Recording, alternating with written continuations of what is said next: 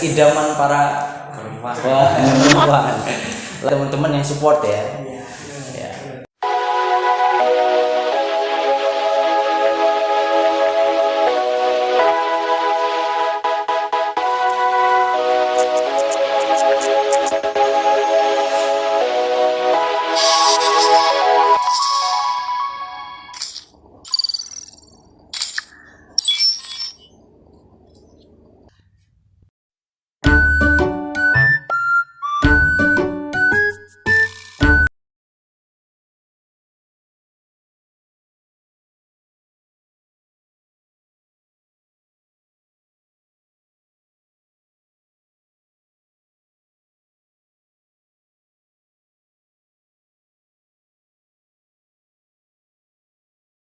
Shalom teman-teman yang diberkati oleh Tuhan. Pada saat ini kita boleh kembali berjumpa di dalam kegiatan diskusi Constant Connection, dan pada saat ini kita masuk ke sabat yang ketiga.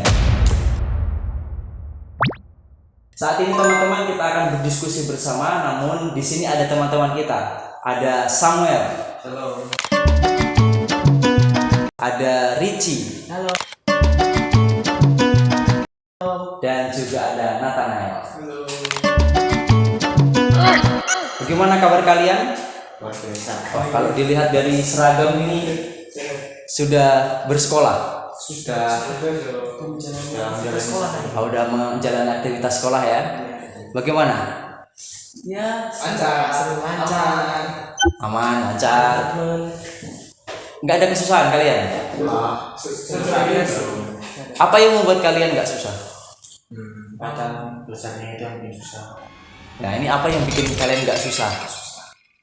Ada teman-teman yang membantu belajar, support. Oke, ada teman-teman yang support ya. Ya. Oke lah. Pada saat ini teman-teman kita akan belajar. Judul diskusi kita adalah Hanya Yesus. Jadi kita akan membaca satu buah cerita yang terjadi di dalam Kisah Para Rasul pasal 3. Meskipun di dalam situ berisi cerita yang kelihatannya tidak ada Yesusnya, tetapi di sana sebetulnya fokus utamanya adalah Yesus. Nah, kalau cerita di sana dikatakan bahwa ada seorang yang lumpuh. Ada yang bisa ceritakan kira-kira bagaimana ceritanya? Di pasal 3 ini diceritakan bahwa ketika Petrus dan Yohanes pergi ke Bait Allah untuk berdoa pada pukul 3 pagi. Nah, di situ di gerbang Bait Allah itu terdapat seorang lumpuh yang mengemis, bisa dibilang mengemis. Nah, disitulah orang lumpuh itu ya seperti biasa kita sedekah dari orang yang lain kan. Nah, lalu di situ Petrus dan Yohanes bilang, aku nggak ada emas dan perak, tidak ada padaku. Tapi aku akan memberikan sebenarnya yang ada padaku, yaitu Yesus tadi. Orang lumpuh tadi. Oke, itu ceritanya, garis besarnya. Ada yang mau bisa tambahkan ceritanya? Ada detail-detail yang mungkin kurang? Kalau aku ini mau bertanya ya. Oh, bertanya. Teman-teman bisa menjelaskan yang dikatakan Petrus ini. Emas dan perak tidak ada padaku, tetapi apa yang kupunyai kuberikan padamu. Nah, aku bertanya, ada yang tahu nggak sih artinya kata-kata ini yang bisa kita dapatin pelajarannya? Kata-kata emas dan perak tidak dapat aku, tetapi apa yang punya aku berikan padamu dia. Jadi mungkin di sini itu menunjukkan dan poin utamanya adalah pada kata-kata yang kedua, apa yang punya aku berikan padamu. Jadi walaupun mereka yang tidak punya harta emas ataupun perak dan apapun itu, tapi mereka memberikan apa yang mereka punya dengan kerelaan hati mereka. Jadi sama seperti kita pada hari ini, walaupun bisa dibilang kita tidak kaya atau hanya berkecukupan, kita hendaknya kita saling berbagi pada orang-orang. Oke. Jadi artinya berarti kalau kita boleh ambil kesimpulannya, jangan menunggu ketika kita punya duit, harta ya untuk membantu orang lain. Tetapi kalau kita bisa semampu kita, ya kita lakukan, kita bantu. Apakah kalian pernah membantu teman? membantu saudara, membantu Pernah lah rasanya. Pernah. kapan Nathan? Bantu saudara ketika saudara saya yang laki-laki yang kecil rewel sama mamanya, dan saya jagain, saya nemenin main. Oh. Dan kalau lagi di rumah sendiri cuma berdua ya saya bikin makanan, masak gitu. Oh gitu. Jadi kamu masak ya? Iya. Wah, multi talent. Bisa jaga anak, bisa masak. Wah, idaman para perempuan. Lalu pernah nggak membantu? Sering. Terutama di sekolah ya, karena sering kita juga di sekolah. Di sekolah kan kadang ada tuh yang nggak sarapan atau nggak bawa uang jajan, Tuh, jadi bagi uang. kalau ada uang bisa dibagi.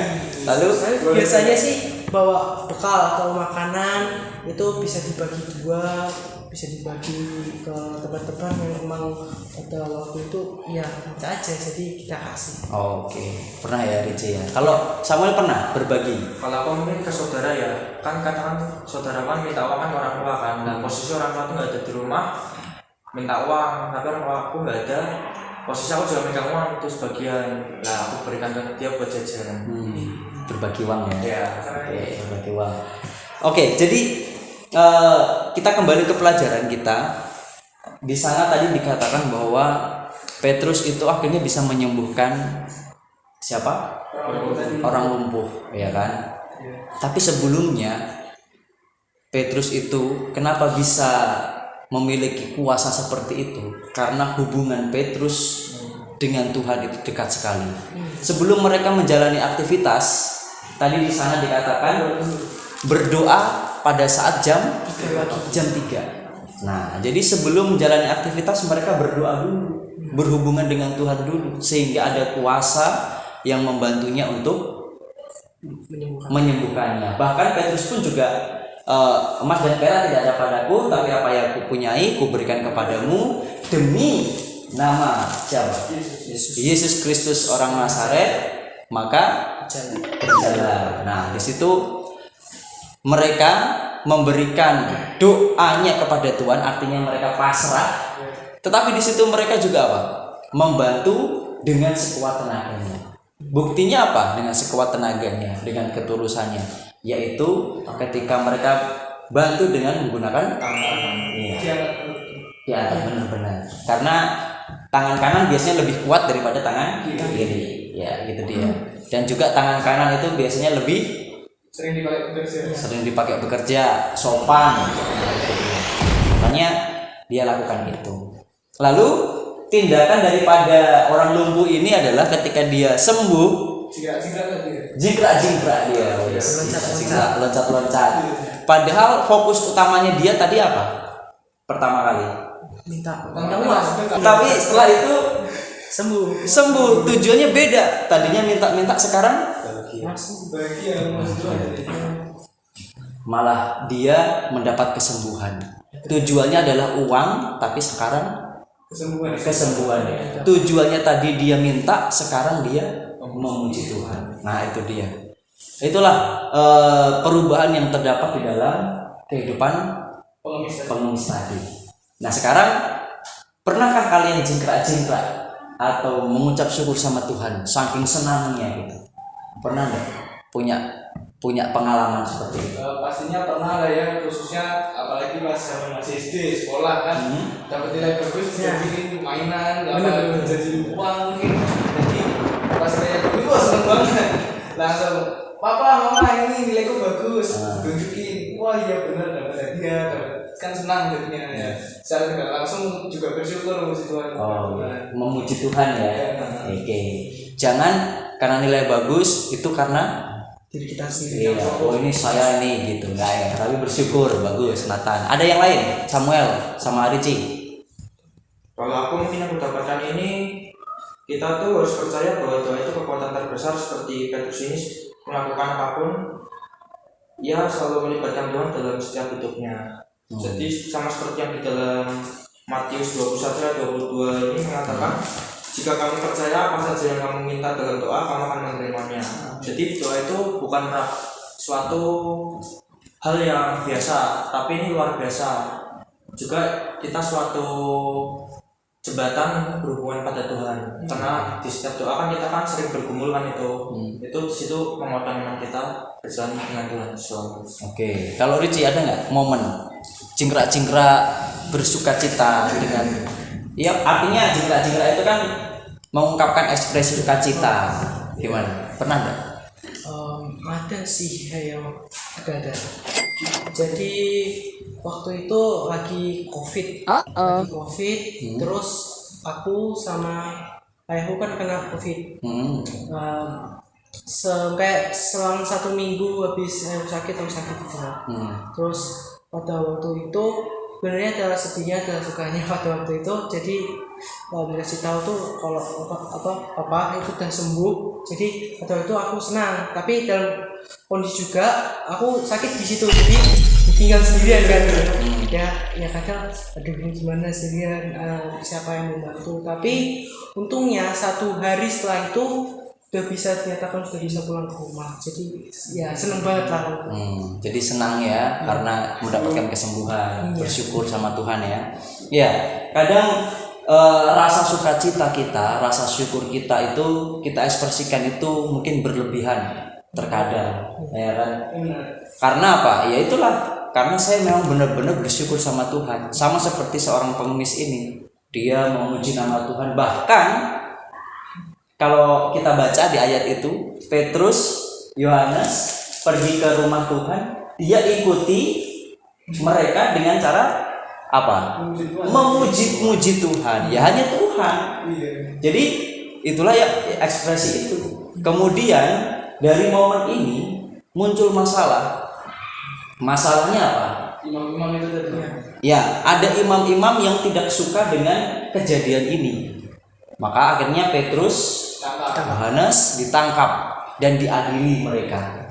Dengan kuasa siapakah engkau menyembuhkan orang lumpuh? Itulah yang ditanya. Dan karena background mereka itu siapa? Petrus dan Yohanes itu. Nelayan, pendidikan. Betul. Tidak terpandang. Iya. Tidak nelayan, tidak ada hubungannya dengan kesehatan ya. Tapi mereka digunakan Tuhan. Nah, itulah yang menjadi pemikiran orang imam-imam itu kan. Kok bisa ya orang ini pakai kekuatan apa? Jangan-jangan pakai sihir.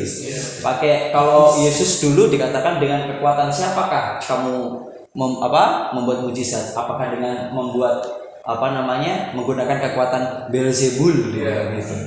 Padahal bukan ya, tapi itu memang berkat dari Tuhan. Ya, itu adalah kuasa Tuhan yang menyembuhkan. Nah, akhirnya apa yang terjadi? Petrus dan Yohanes ditangkap dan diadili. Tetapi apa yang dikatakan? Bersaksi.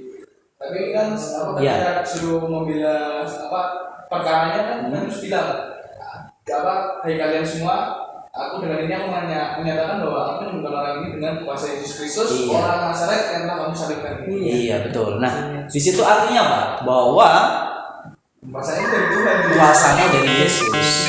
Dari Yesus yang kau salib malahan. Itu artinya apa? Mau mengenai juga. Mereka mau mengenai orang itu. Kamu nggak percaya Yesus sih? Kau nggak percaya Yesus sih? Nah, ini aku pakai buktinya. Nah, ini aku pakai buktinya. Nah, saya buat buktinya dan buktinya akhirnya ya Semua orangnya juga saksi hidup malah ada di situ. Artinya apa dari pelajaran ini? Ya, semuanya itu sebenarnya berbicara mengenai Yesus. Dari saat mereka bangun kemudian berdoa, mereka berdoa kepada Yesus. Lalu dia menyembuhkan dengan kuasa Yesus. orang lumpuh itu memuji Yesus. Dan ketika mereka Petrus dan Yohanes ditangkap, dia bersaksi tentang Yesus. Jadi pelajarannya apa buat kita? Dengan kesadaran kita itu semuanya untuk Tuhan, benar-benar menyerahkan diri kita sebelumnya untuk melakukan apa yang Tuhan mau. Oke, untuk Tuhan. Menjalani ya hampir sama sih, menjalani aktivitas kita sehari-hari itu yang pertama diawali dengan doa dengan fokus utama pada Yesus dan melakukan apapun itu, pekerjaan dan berdoa selalu karena Tuhan selalu membimbing kita di setiap pencobaan kita, setiap hidup kita. Oke, jadi semuanya itu adalah fokusnya adalah untuk Tuhan. Jika kamu mengasihi aku, Engkau akan menuruti segala perintahku dan engkau akan kujadikan saksiku. Nah itu ya, penjala manusia. Itulah janji Tuhan. Jadi teman-teman, pelajaran kita pada saat ini tuh memang benar-benar bagus karena berbicara bagaimana Tuhan mau menggunakan kita, sama seperti Petrus dan Yohanes. Nah jadi jangan tunggu kita sukses untuk jadi berkat. Dari sekarang ini Ya, dari sekarang pun kita bisa jadi berkat. Kiranya pelajaran ini boleh membawa kita semakin hari semakin bergantung kepada Tuhan, dan kita akan tutup dengan doa. Kita minta Ricci yang berdoa. Marilah kita bersama doa. Tuhan Bapa kami yang di surga, terima kasih atas pemberitaan dan berkat-Mu sehingga kami telah sampai di sini untuk berdiskusi tentang firman-Mu Tuhan. Tuhan, kiranya firman-Mu ini dapat menjadi kesaksian bagi kami bahwa kami akan selalu menggunakan nama-Mu dalam kehidupan kami sehari-hari, dan kami akan selalu berfokus pada-Mu ya Tuhan. Ya Tuhan, terima kasih atas berkat-Mu dan pemberitaan-Mu. Kami telah berdoa dan bersyukur. Amin. Amin. Thank you Ricci. Baik teman-teman, inilah pelajaran kita untuk Sabat yang ketiga. Kita akan berjumpa di pertemuan yang akan datang. Kiranya Tuhan memberkati kita. Bye-bye.